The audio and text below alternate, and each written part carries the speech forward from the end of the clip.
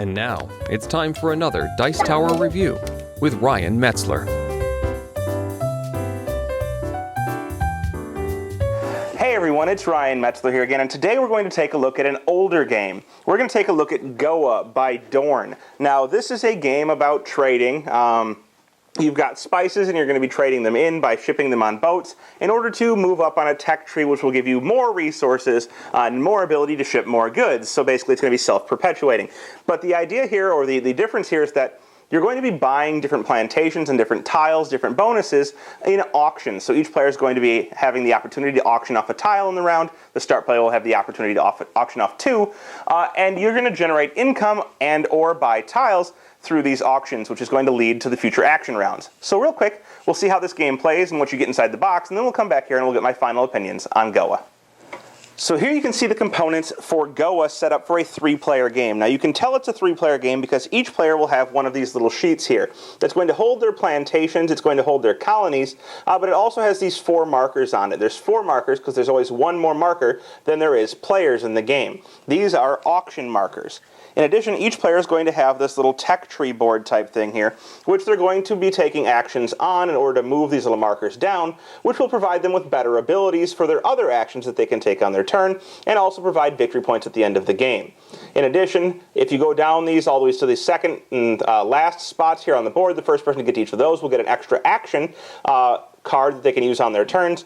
And if you get all of your markers down to each row first, you're going to get a bonus action. Sorry, you get an extra expedition card for being the first or second down there. You get a bonus action for getting all of your markers down to a tier, which will be usable on a future turn. Now, the game of Goa is played over 2, I guess, separate stages. There's the A stage and the B stage, and each of those stages is broken into 4 turns, and each of those turns is broken into 3 different phases. So stages, turns, and phases. The first stage, or the first whatever you want to call it, stage is A. And you can see I've placed all these tiles out on this grid here from the A section randomly, and there are 2 tiles left over. Now these different tiles are different types of things. For example, we have plantations, which will let you get different types of spices. These are cloves that you can get from this plantation. And when you buy one of them, or when you get one of them through an auction, you'll place it on your sheet and it will fill up with whatever type of good it is. You have these blue ones, which are going to give you some type of resource immediately. For example, this one gives you 4 ships if you get it. You have some smaller plantations that will give you 1 good and a victory point at the end of the game. And then you have these red ones, which will give you something each turn. This one says you get a ship each round. You also have these purple ones here, which are going to give you some type of victory point benefit. Sometimes it'll just be straight victory points. Sometimes it has a condition, like this one requires you trade in 6 of your spices for the victory points. Now, each player also starts with some money. This player has 7 money. Every other player would have 10. They have some colonists, and they're going to have some ships. Now, the first player is going to start the game off by starting the first auction round, which is the first part of a turn. And what they're going to do is they're going to place this flag out, which indicates that they're the first player, along with the 1 marker, which is their own marker. And they're going to place it out next to one of these tiles, or if some of the tiles are already gone in a future turn, they're going to place it either next to a tile or in one of these empty spaces. And when they place this, it's going to be dictating which tiles can be auctioned off. So let's say they put it right here. The next player is going to take their 2 marker, and they're going to place it on any one of the tiles that's adjacent, either orthogonally or diagonally. So maybe they say they want to auction off this one. The third player is going to go ahead, and they're going to place their marker on any of the tiles that are adjacent to that. So you can see we have choice of any of these now. And let's say maybe they choose the pepper plantation. And then the first player again gets the last placement. So they get to auction off 2 things. And they're going to place their 4 token somewhere. Maybe they're going to place it here on the expeditions.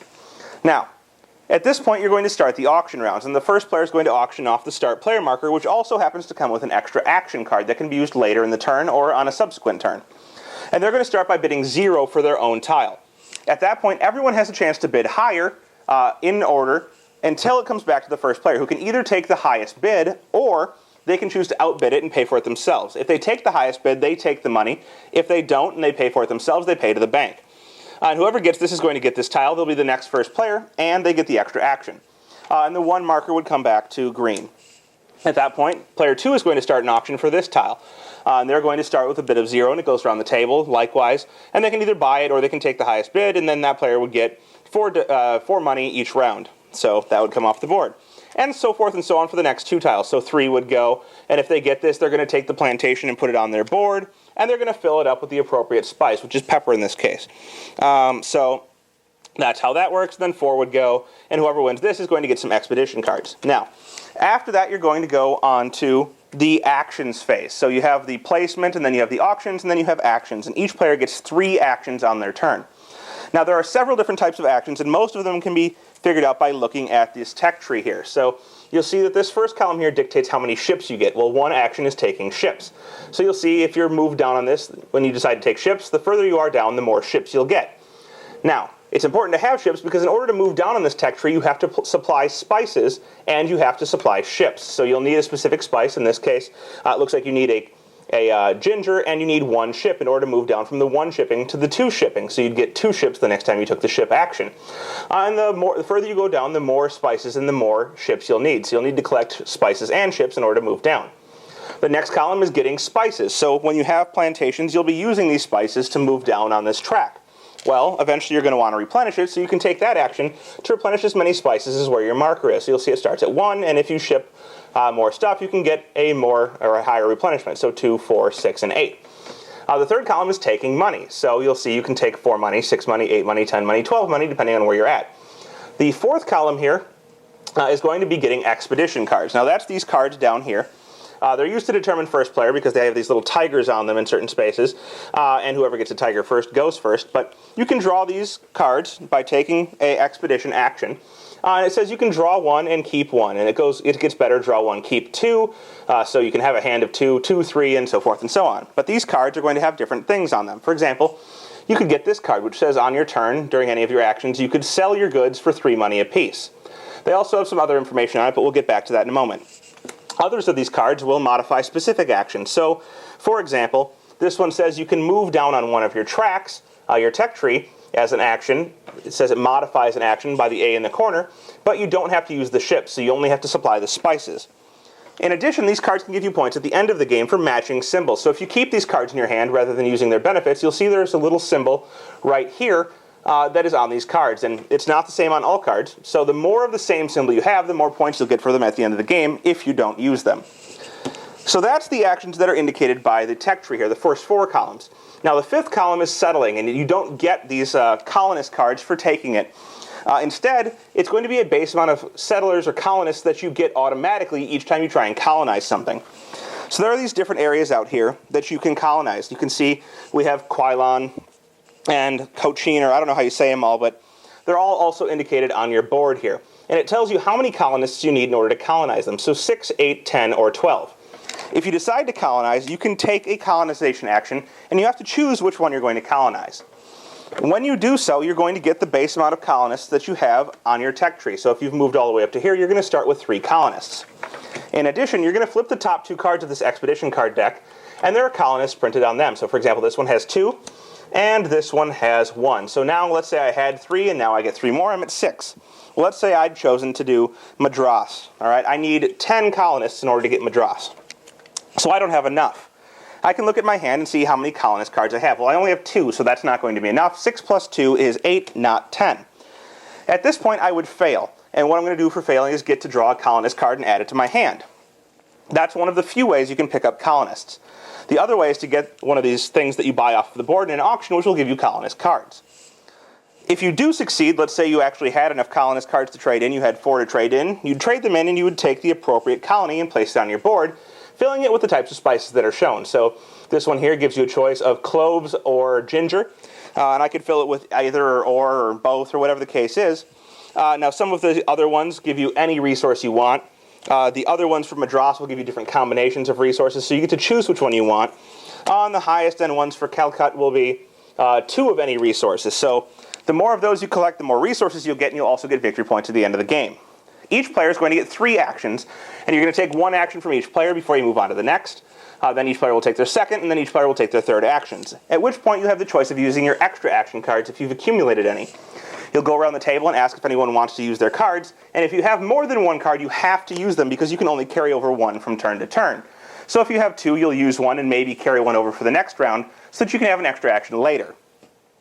You're going to go through 4 turns of this, through the A phase, and after 4 turns you're going to replace all of the leftover A tiles with the B tiles and continue on in this manner for 4 more turns, trying to garner points by moving down on the tech trees, and the further you are down, the more points you'll get. Trying to get points by buying plantations that are worth points. trying to get points by having different colonies. The more colonies you have, the more points you get, by matching up the symbols on the cards, and through various other means. And after the full 8 rounds, whoever has done this the best will be the winner. Well, there it is. That is Goa, recently republished by Z-Man Games, and a game that I would call, I think the best word for it is solid. Now, that's going to sound like I don't like the game very much, but I actually really enjoy Goa. It's probably in my top 10. The reason I call it solid is because it's not a game that I would call straight out fun. You know, you're not full of action and having a great time playing. You're sitting down and you're thinking about how to best optimize what's going on in the game. You're trying to utilize the auction in order to either generate money for yourself or buy a tile that you want. And you need to best pick the tile that you want to either do that with or to keep the tile. So trying to best place your auction markers in order to get the most bang for your buck, essentially, out of the tile is very important. And that leads you on further to the next action rounds, where you're going to be trying to get your spices and get your ships, get the expedition cards, and use those to move down on the tech trees in order to generate points and more resources to further the next auction round to the next action round, and so forth and so on. So there's a lot of planning ahead and trying to figure out how to best generate money to use in the action rounds to continue doing more. So overall, a very solid game, one, as I said, that's in my top 10. I would definitely suggest anyone who's into a good Euro with different facets of, or different types of mechanisms in them, such as auctioning and action allotment, to check this out. Check out Goa from Dorn by Z-Man Games. Thanks for watching our review today. For more information about board games, as well as the #1 board game audio podcast, check out Dicetower.com for reviews, interviews, and more. I'm Eric Summerer, and you've been watching The Dice Tower.